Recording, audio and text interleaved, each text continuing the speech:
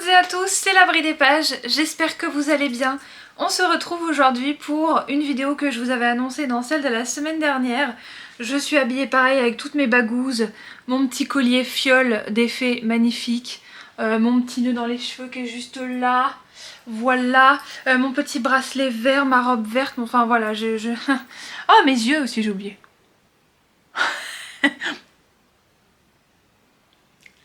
Et j'ai moins mal aux dents, ça fait du bien.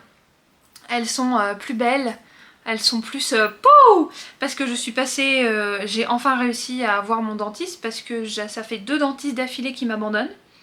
Et j'ai enfin réussi et du coup il m'a fait plein de traitements, plein de trucs.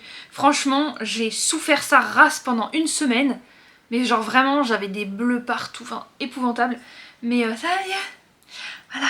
Donc bref, c'est un petit aparté pour vous dire que au cas où vous n'aviez pas regardé la vidéo de la semaine dernière, ben je suis en vert, voilà. Je suis en vert parce que bah c'est le printemps et puis j'ai plus de choses vertes dans mon armoire que ce que je pensais. Donc aujourd'hui je vous fais l'avis lecture du mois d'avril et on va commencer tout de suite par le tome 1 de la sélection. Donc il est juste là et je l'ai fini pour le challenge Romantasy de Nina Quill. Ce n'est pas une romantasy mais c'est d'une romance, c'est pas grave. J'avais abandonné la saga Kéliana pour lire ça. Donc je l'ai en version poche, donc si vous voulez le résumer, 35 candidates, une couronne, la compétition de leur vie. Pour les jeunes filles choisies, la sélection représente une chance unique de troquer un destin misérable contre un monde de paillettes, en séduisant Maxon, le prince héritier. Mais pour America Singer, cette sélection relève du cauchemar. Cela signifie renoncer à son grand amour, quitter sa famille et entrer dans une compétition sans merci. Puis America rencontre le prince et tous les plans qu'elle avait échafaudés s'en trouvent bouleversés. Oh punaise, il y a marqué tome 3 à paraître en septembre 2019. Je l'ai acheté en 2017-2018 par là. Donc voilà, donc je peux vous dire qu'il était depuis un certain temps dans ma palle. Donc aujourd'hui je vais vous faire principalement, et vous l'avez vu à la miniature de toute façon parce que j'essaye de mettre tous les bouquins que j'ai lus en photo sur l'écran, comme ça vous voyez de quoi je vais parler dans cette vidéo. J'ai lu toute la saga des 5 tomes, oui, en un mois avec le guide du Lightworker dont je vous parle à la fin de cette vidéo. Donc si c'est ça qui vous intéresse, n'hésitez pas à aller dans la description parce que je mets toujours le chapitrage dans toutes mes vidéos. Et je n'ai lu que 5 bouquins, enfin 6 au total pour ce mois d'avril. Et j'ai lu 1995, alors attendez, je l'ai marqué quelque part. Ouais, 1995 pages. Non mais c'est parfait, genre 1995. Pourquoi je vous dis ça? Parce que je suis née en 1995. Donc du coup, oui, je vais avoir 30 ans cette année, je suis du 25 août, donc je vais avoir mes 30 ans au mois d'août et j'ai hâte parce que 30 ans, je trouve que c'est un âge trop bien. Alors je vais passer dans la dizaine du dessus, je n'aurai plus la vingtaine, j'aurai la trentaine, mais je sais pas, moi je me sens bien avec cet âge-là. Là j'ai encore 29 ans de toute façon, donc on en profite, hein, mais voilà, donc il est depuis un certain temps dans ma palle. Et pourquoi je vous dis ça? Ah oui, 1995 pages lues au mois d'avril. C'est dans ma tête, je sais pas pourquoi j'ai failli dire le mois de décembre. Non, malheureusement, on n'est pas encore en décembre. Moi je préfère parce que là, bon, il fait beau, il fait chaud, machin, oh les petits papillons, les petites fleurs et tout. Ça c'est bien, mais sinon j'aime pas la chaleur en fait. Donc j'ai très très peur vu que là il fait déjà 30 degrés dehors. Donc j'ai peur. Voilà. Donc en ce qui concerne, parce qu'on va en revenir à nos moutons quand même, le tome 1, c'est de ça dont il était question, hein. Donc le tome 1. Les 100 premières pages, donc pareil, je lis toujours mes avis lecture, enfin je m'en sers de notes, de pense-bêtes, mais je vais toujours plus loin par rapport à ce que je vous dis dans les posts Instagram. Un post Instagram, alors maintenant j'utilise les slides du post, qui est beaucoup mieux que de poster mon avis lecture dans la description du post en fait. Je trouve que c'est beaucoup mieux parce que je peux écrire beaucoup plus de trucs, je peux vous dire bien plus de choses, je peux jouer un petit peu sur l'apparence du post et tout. Donc de manière générale, je kiffe.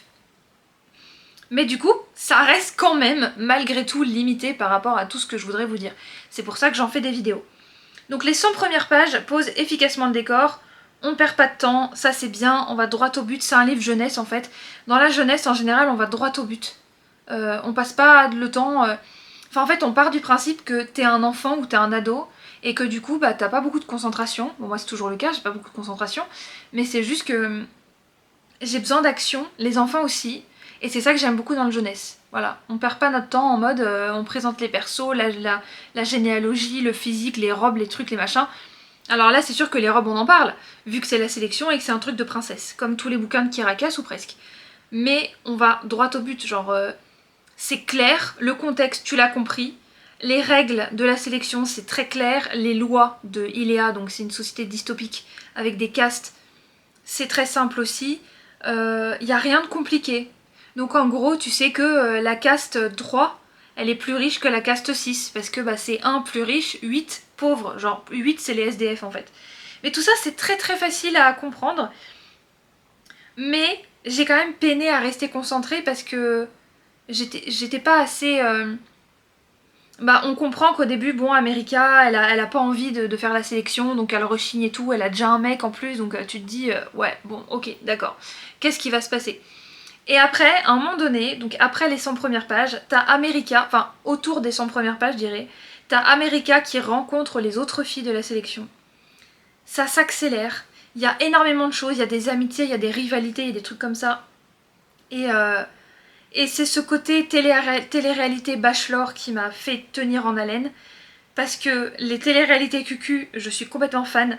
La preuve, cette année, j'ai regardé L'île de la Tentation. Et c'est tout, en fait. J'ai pas regardé beaucoup de télé-réalités. Mais il y en a une que j'attends énormément, c'est La Villa des Cœurs Brisés, saison 10. Le tournage s'est terminé ce matin, là. Donc, pour votre information, on est le 30 avril.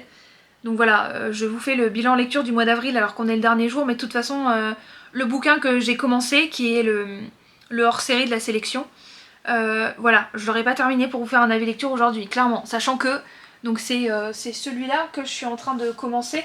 Donc c'est le prince et le... Non, la reine et la préférée. C'est celle que je voulais lire en priorité d'ailleurs. Donc je suis censée le lire à partir du 1er mai pour un challenge. Donc voilà, on est le 30 avril, je vais pas... Si je ne lis pas aujourd'hui, c'est pas grave.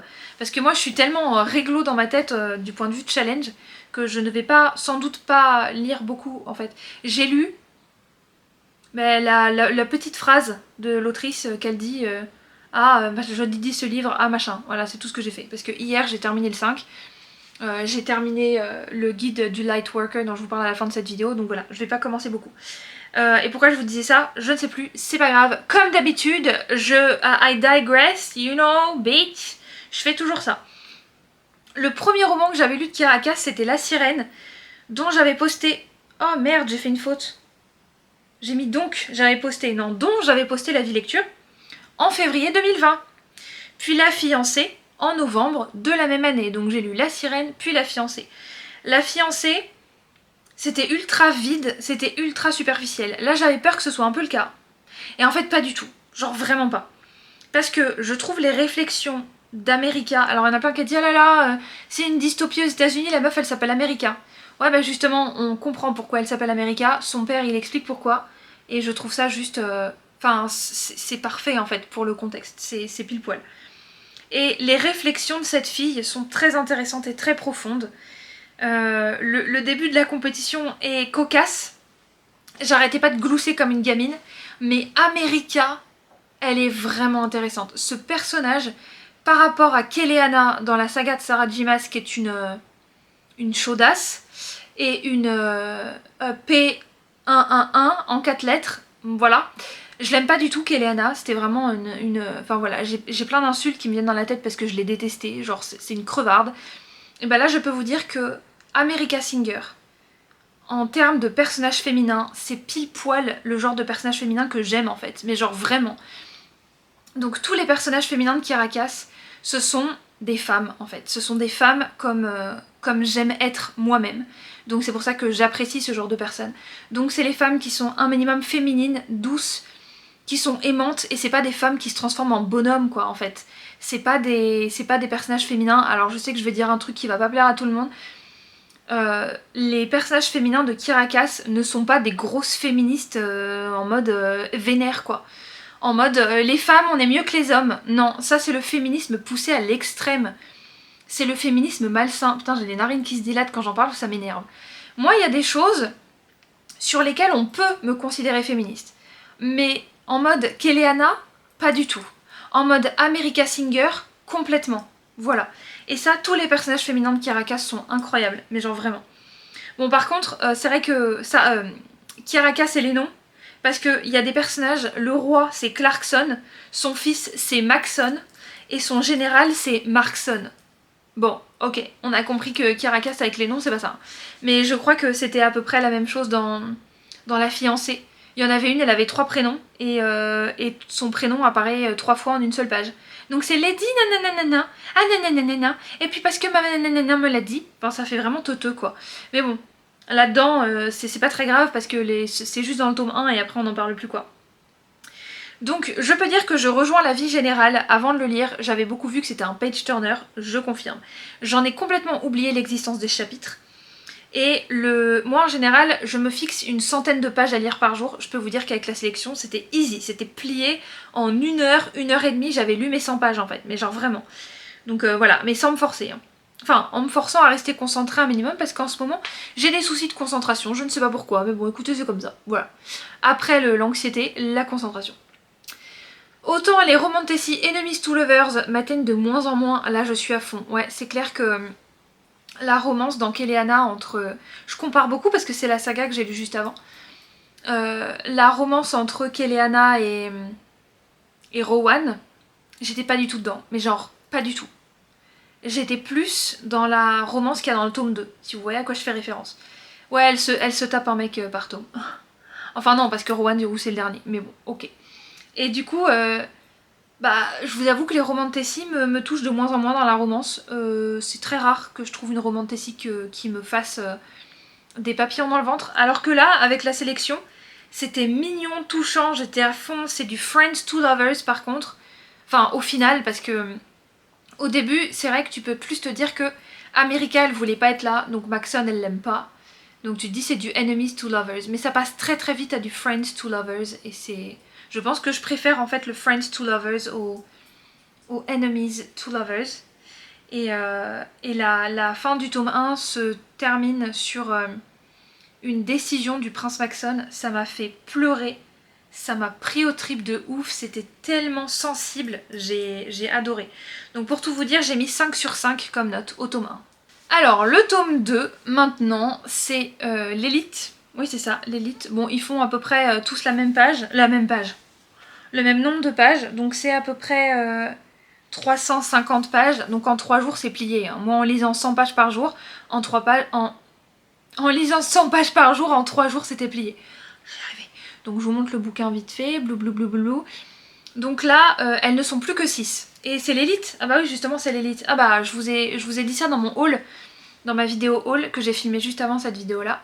L'élite, ce sont les 6 dernières ou 6 derniers pour le 4 et le 5, les 6 derniers candidats en lice. Donc voilà, c'est juste... voilà, je vous lis pas le résumé parce que de toute façon ça n'amène à rien. Et puis ça vous spoil pas non plus, mais c'est juste, bah voilà, l'univers c'est le même, c'est juste le tome 2 quoi. Bon, dans ce tome là, America, je l'ai trouvé... j'ai trouvé qu'elle avait des réflexions un peu bêtes, mais bon, elle a 17 ans donc c'est normal. À 17 ans, je dis pas que t'es teuteux, mais t'as des réflexions qui sont pas très abouties quoi. Tout comme elle doute énormément, alors que je la trouve formidable. Bon, je vous ai déjà dit pour le tome 1 que je la trouvais incroyable. Je l'aime vraiment beaucoup, mais j'avoue que dans ce tome 2, America, elle hésite entre Aspen et Maxon, forcément. Donc Aspen, son ami d'enfance et enfin, l'homme qu'elle croit être l'amour de sa vie. Et elle hésite entre lui et Maxon. Et le fait qu'elle passe tout le temps de l'un à l'autre, etc., bah Maxon forcément il se sent pas bien, Aspen il sent qu'il y a un truc qui cloche, donc j'espère qu'on en saura plus dans les deux hors-séries qui sont juste là. Mais je vous avoue que du coup, j'avais un peu peur, parce que moi à sa place, Aspen, je l'aurais dégagé. Pas parce que je suis une opportuniste, parce que c'est pas le cas, je ne suis pas du tout une opportuniste, mais c'est juste que quand tu vois la façon dont Aspen se comporte par rapport à Maxon, tu te dis bah oui Maxon bien sûr quoi, tu vois. Alors que Aspen, tu te dis, mec, c'est quoi ton problème en fait?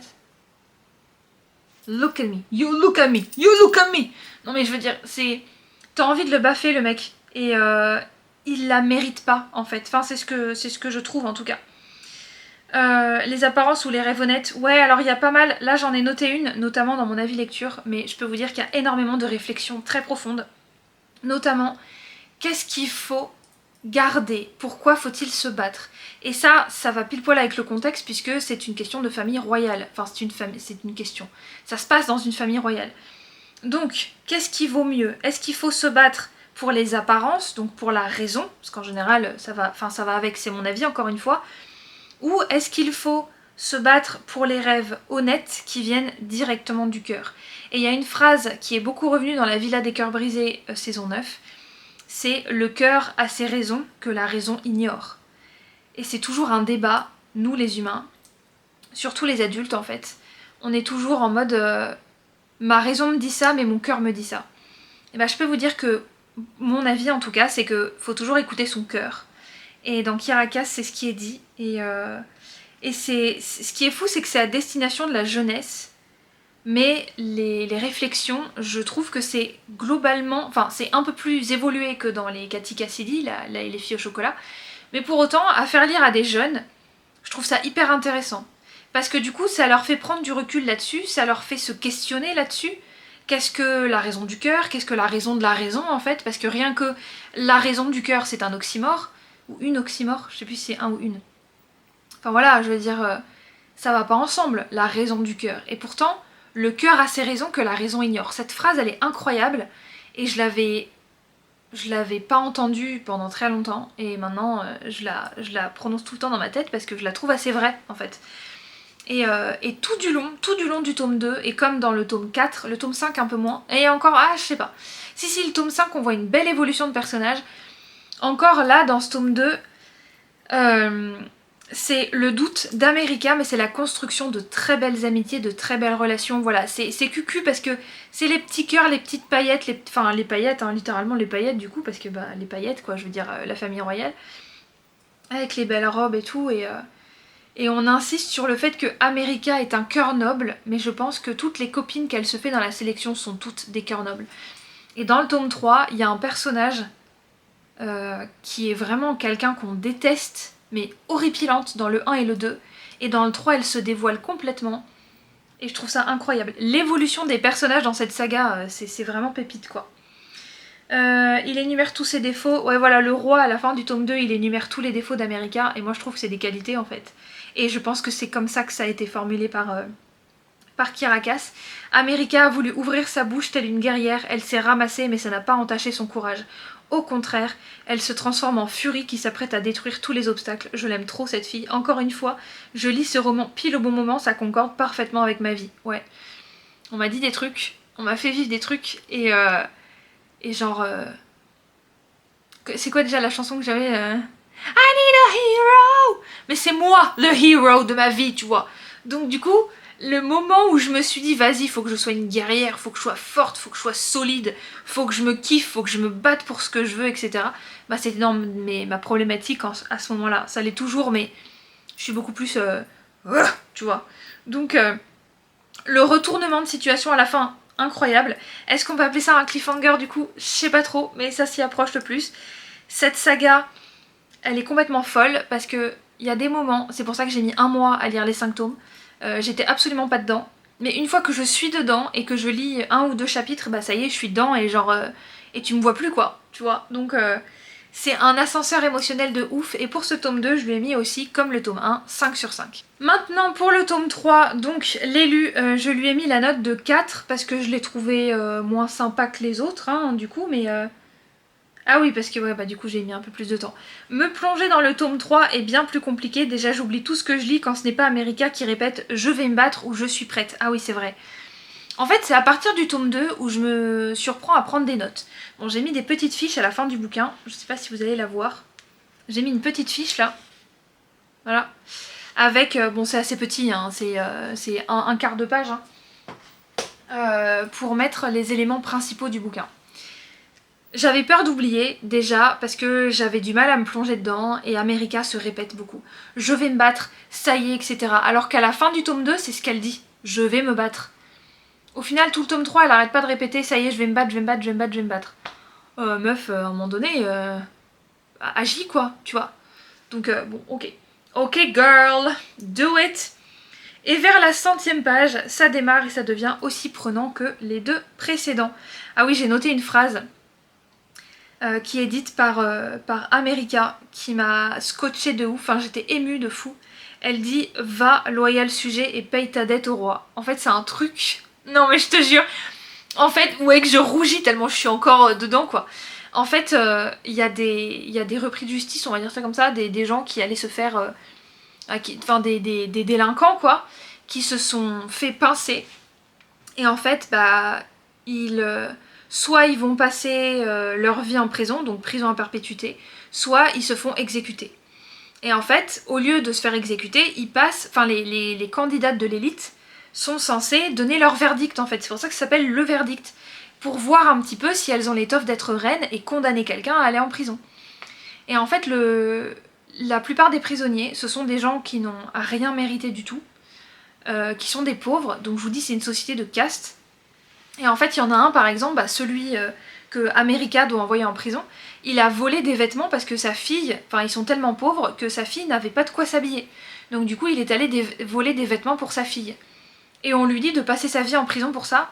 Et en fait, America, elle retourne le truc. C'est-à-dire qu'au lieu de dire au roi, ok, pas de soucis mon gars, je vais faire ce que tu me dis, je suis une bonne petite princesse, etc.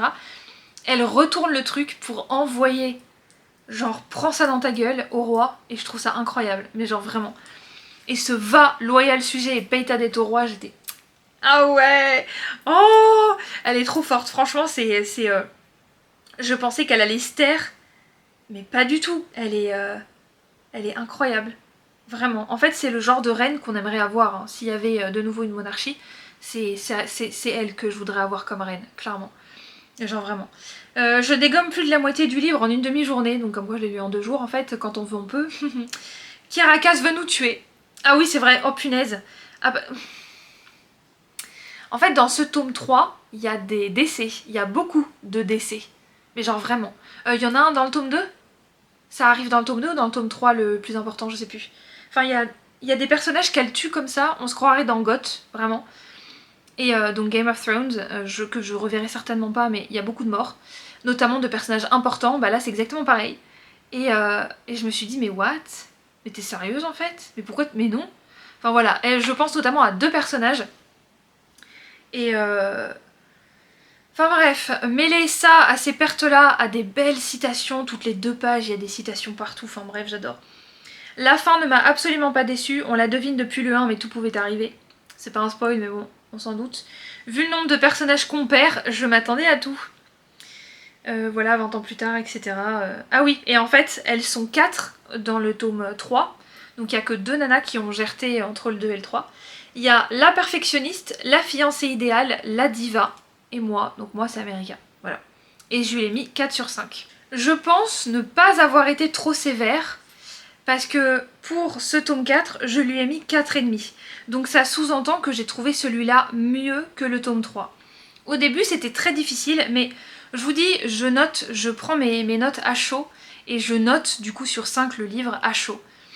À froid, je me dis, ouais, bon, ok, mais en même temps, pose-toi la question de qu'est-ce que t'as ressenti quand t'as lu ce livre-là il y a 3 mois, bah forcément, peut-être que tu t'en souviendras plus, mais si sur le moment ça te permet de passer un bon moment de lecture, voilà, pour moi la note qu'il faut garder, c'est la note au moment où tu lis le bouquin en fait.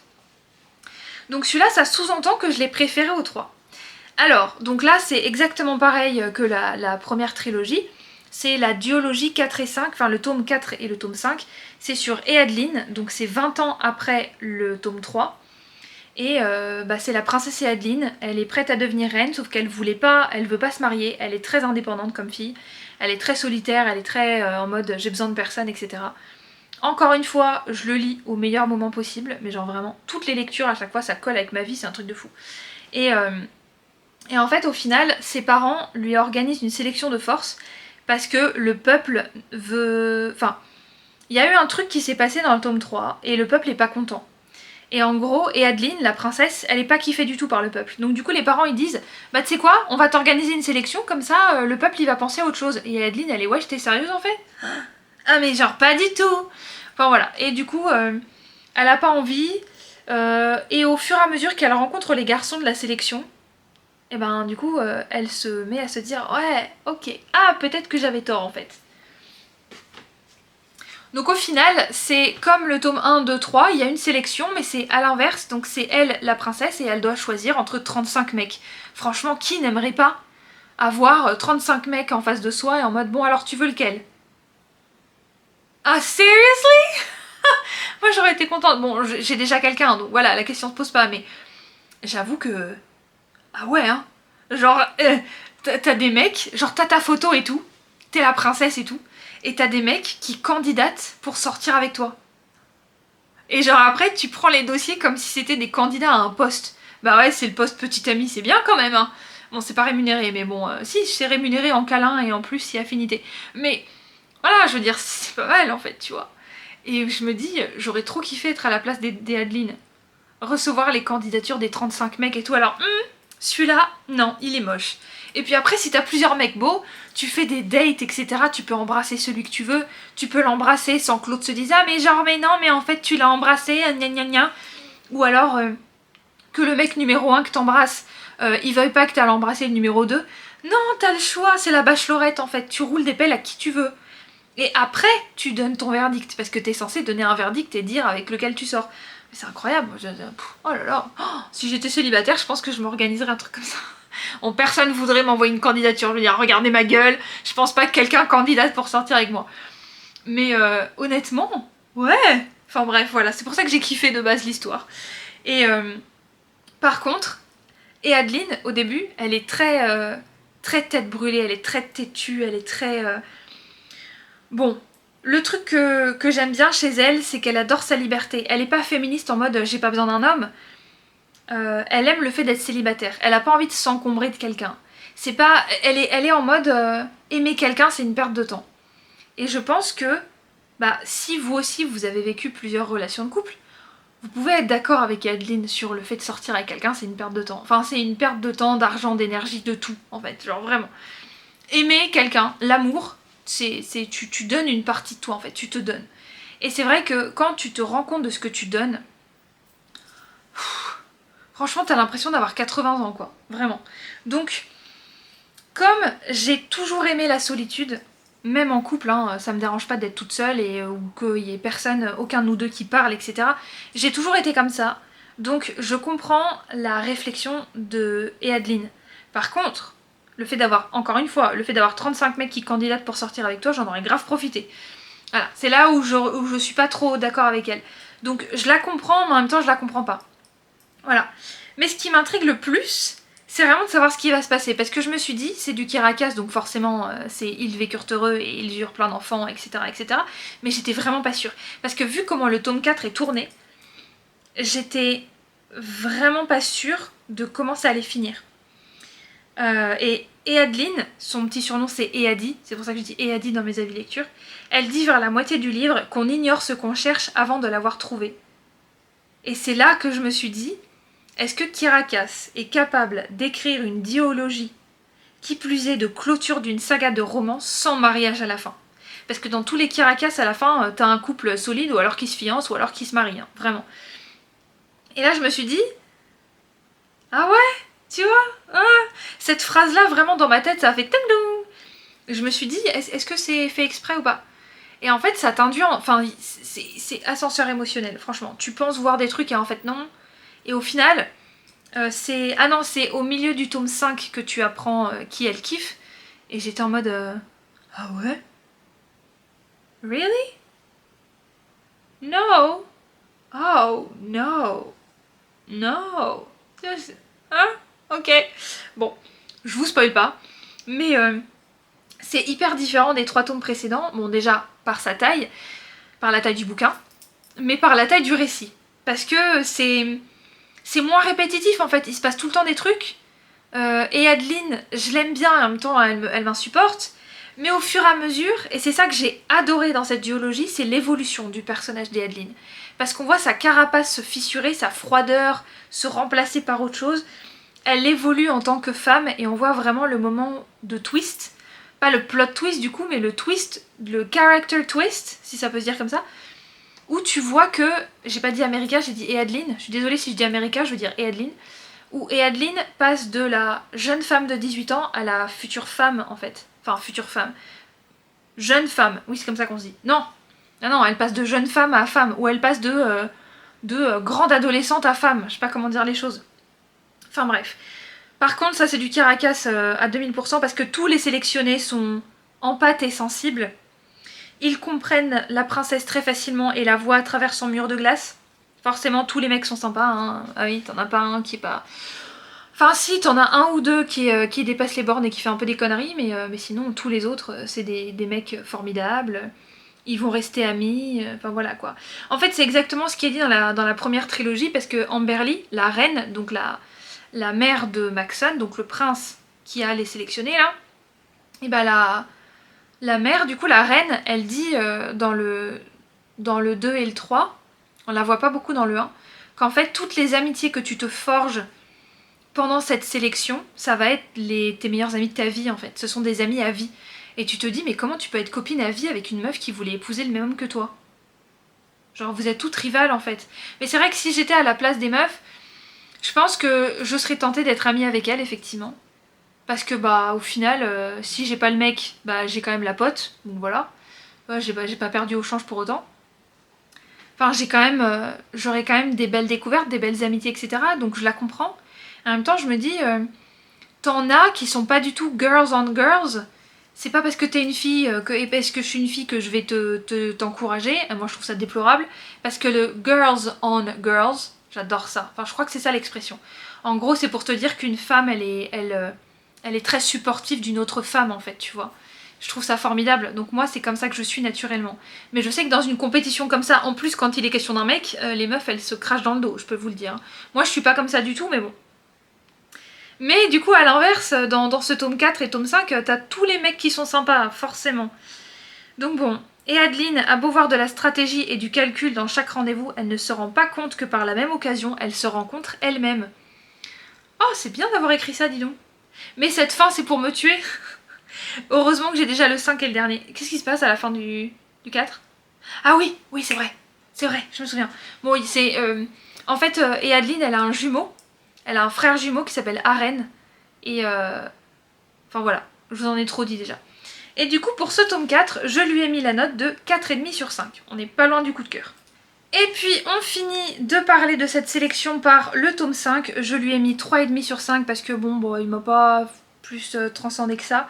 Un des prétendants me fait de la peine, enfin il me fait de la peine, il me fait pitié, genre j'ai envie qu'il dégage. À la place des Adeline, je l'aurais déjà dégagé parce que il est décrit comme le benet de service en fait. Enfin c'est comme ça que je le vois en tout cas. Donc du coup je me dis mais t'es amoureuse de ce truc en fait. Enfin t'es amoureuse, non elle est pas amoureuse du coup puisqu'elle est amoureuse de personne mais... Enfin sauf dans ce tome là en fait. On découvre qu'en fait elle avait un crush. Je suis en mode ah ouais. Bah dis donc. C'est pour ça que je suis passée complètement à côté parce qu'ils se parlent 3 fois en fait tu vois. Donc ok. Enfin bref. Donc je le voyais clairement pas arriver ce retournement. J'étais dans le flou tout du long. J'étais dans le flou tout du long. Et je ne m'attendais encore moins. Et je m'attendais encore moins aux gros événements de fou. J'en ai eu des frissons. Et ce, même si c'est assez expéditif comparé à la réalité. Alors il y a un gros truc qui se passe à un moment donné avec Adeline, qui n'est pas lié à la romance. Et j'avoue que pour avoir vu des trucs, combien de temps ça dure et tout, c'est pas une phrase en 5 minutes comme ça. Hein. Mais bon, c'est du jeunesse. Mais ne croyez pas que c'est la réalité.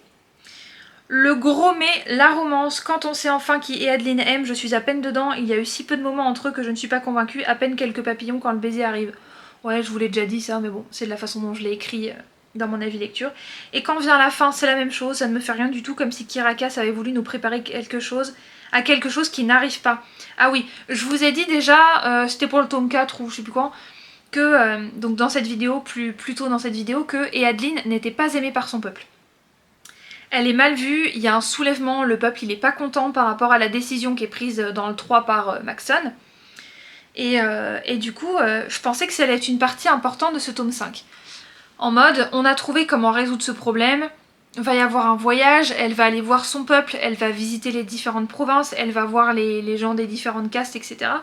Pour pas vous spoil. Et en fait, bah pas du tout. Donc tu te dis, la politique c'est une trame de fond. À part terminer la sélection par un choix surprenant, donc le choix surprenant c'est le mec, la politique n'est qu'un bruit de fond. J'ai envie de dire tant mieux, n'aimant pas forcément ça. Moi la politique, les intrigues et tout, je suis pas fan. La preuve, la politique à la télévision, je ne la regarde pas. Ça me donne des boutons, ça me stresse, j'aime pas ça. Donc la politique, États-Unis, France, machin, tout ça, dans notre monde à nous, hein, je parle. Voilà, ok. J'entends les choses mais vite fait, parce que j'aime pas ça. Et la politique, ça divise. Et je suis apolitique, en fait, je n'ai pas de choix politique précis. Voilà, je vous le dis, je m'en fous, en fait. Enfin, j'ai des idées à moi, j'ai des convictions, mais j'ai des convictions qui viennent de partout, en fait. Donc, du coup, c'est un petit peu le bordel dans ma tête. Mais pourtant, je suis d'accord avec tout ce que je pense, quoi. Donc, du coup, je suis apolitique. Donc, la politique dans les bouquins, certainement pas. Par contre, par rapport à Kéléana, là, il y en a quasiment pas du tout. Donc, je trouve ça mieux. Mais j'aurais aimé quand même en avoir un tout petit peu plus. En termes d'intrigue politique, de manipulation, tout ça, de secrets, etc. C'est quoi ce bruit? Je sais pas ce que c'est. Bon, en termes de politique, manigance, manipulation, tout ça, je préfère la saga de Erin Beatty. Par contre, il y a beaucoup de politique que j'aime bien, enfin beaucoup de politique, beaucoup d'intrigues, parce que moi la politique, les intrigues, les manipulations, les secrets, etc., je mets un petit peu ça dans le même sac, hein, je suis désolée. Il y a une série que je regarde en ce moment qui est Pretty Little Liars, je trouve ça too much en fait. Kéléana, c'est largement too much. Pretty Little Liars, c'est too much, mais ça va. J'arrive quand même à suivre en me disant on s'en fout, c'est quoi, si tu sais plus ce que c'est pas grave. On va forcément te le répéter ou tu vas t'en souvenir ou je sais pas quoi. Là, dans celui-là, c'est trop peu, pour le coup. Donc j'aimerais bien un juste milieu. Un peu comme dans Erin Beatty, en fait. Là, en termes de politique, intrigue, etc., c'est parfait, en fait. Mais là, c'est pas assez. Un petit peu plus d'explications politiques, etc., comment ils vont gérer ça, ça aurait pas fait de mal, je pense. J'ai le sentiment d'avoir lu une fin de saga mise là vite fait, telle la dernière scène d'un film rom-com. Donc comédie romantique. Rom-com, c'est ça. Et vous voyez de quoi je veux parler, genre il y a le bisou, ça y est, fin du film. Hop, générique. Voilà. C'est le bisou, c'est tout quoi. Alors, je veux pas les voir coucher, j'aime pas ça. Mais j'aimerais bien voir le after en fait, genre comment ça se passe après, qu'est-ce qui se passe, est-ce qu'ils s'installent ensemble, quelle est leur vie, est-ce qu'ils se... Enfin, juste rajouter 5 ou 10 minutes de plus dans un film pour voir le après bisou. Vous voyez ce que je veux dire? Genre le bisou pour moi c'est pas c'est pas valable comme unique fin d'un film rom-com. Et là c'est pareil. En fait pour moi c'est pas suffisant. C'est et ils vécurent heureux quoi limite. C'est exactement ça. Bon, j'en attendais sans doute trop. Suite à la première trilogie c'était normal d'en attendre trop. Mais ce tome 5 est, je dois l'admettre, assez décevant par rapport à ce que j'ai eu dans les tomes d'avant. Ça ne me donne pas trop envie de lire les deux hors-série sauf que je les ai déjà achetés. Et coup de bol, ils sont sur la trilogie, donc on oublie ce tome 5 et on repasse au tome 1, 2, 3. Donc je vais lire les hors-séries. J'ai déjà mis mon marque-page, je vous l'ai dit plusieurs fois, hein, j'ai déjà commencé, enfin j'ai lu une page quoi, voilà. Donc je vais lire les hors-séries et j'ai pas acheté ces bouquins pour pas les lire, clairement. Mais j'avoue que celui-là, ouais, pas ouf quand même. Et maintenant, je vous parle du guide du Lightworker d'Isabelle Serre. Je n'en ferai pas d'avis lecture sur Instagram parce que ça plaît pas forcément à tout le monde. J'en ai fait une vidéo dans laquelle je vous montre tout ce livre en détail, quasiment page par page ou presque. Donc je lui mettrai peut-être, si je devais le noter, je lui mettrais 4 ou 4,5. Voilà, je pense 4,5 parce qu'il y a beaucoup de choses. Mais c'est là où je vous dis peut-être que je mettrai au final 4 parce que je suis pas d'accord forcément avec tout ce qu'elle dit dedans. Donc, basically, ce bouquin, je vous l'ai déjà présenté, c'est un bouquin qui est une bible de beaucoup de choses dans la spiritualité et dans l'ésotérisme. Donc, il y a la lignée karmique, chemin de vie, astrologie, vie antérieure, annales akashiques, cycle karmique, instant présent, la lune, les cycles de lunaison, l'hypersensibilité, les émotions, les chakras, les corps énergétiques, l'aura, relations karmiques, relations toxiques, effets miroirs, anges, archanges, oracles, animaux totems, inconscient, le rêve et sa symbolique, le magnétisme, le pendule, médiumnité, intuition, lithothérapie, loi de l'attraction, lâcher prise, pardon, méditation, ancrage, amour de soi, voyage astral, création de mon propre rituel. À quoi correspond ta partie sombre, émotions négatives, nuit noire de l'âme, test de l'univers, ego spirituel, mental, dépendance aux autres, karma familial et mémoire transgénérationnelle, les blessures de l'âme, mantra d'urgence, méditation 911, mandala, et après vous avez des petites fiches à la fin du bouquin qui sont là.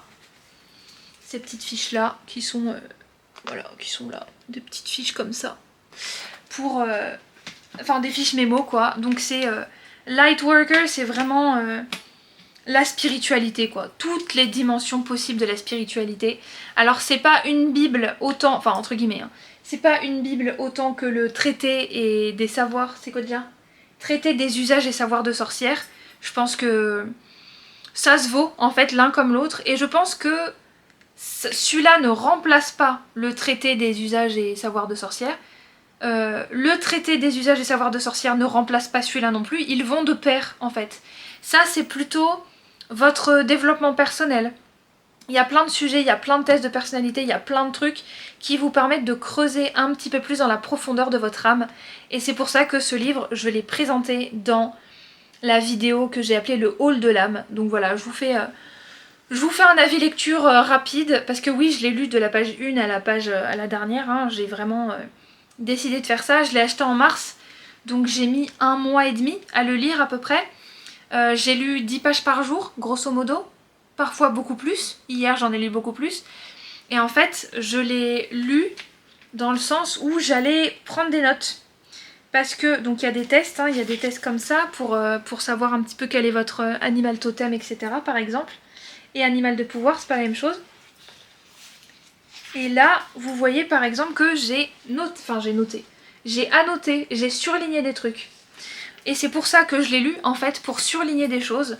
Parce que dans les bouquins comme ça qui traitent de spiritualité, de développement personnel, etc., ce que je préfère faire, c'est lire une première fois d'un bout à l'autre. Et ensuite, quand j'ai besoin de me rappeler quelque chose qui a été dit, je prends la page, je prends le sommaire qui est assez détaillé et je reviens au chapitre dont j'ai besoin. Voilà ce que je fais. Et c'est exactement ce que j'ai fait avec Traité des usages et savoirs de sorcière qui est là. J'ai fait exactement la même chose. Voilà, vous allez me dire je suis une folle, mais pourtant j'ai fait exactement la même chose.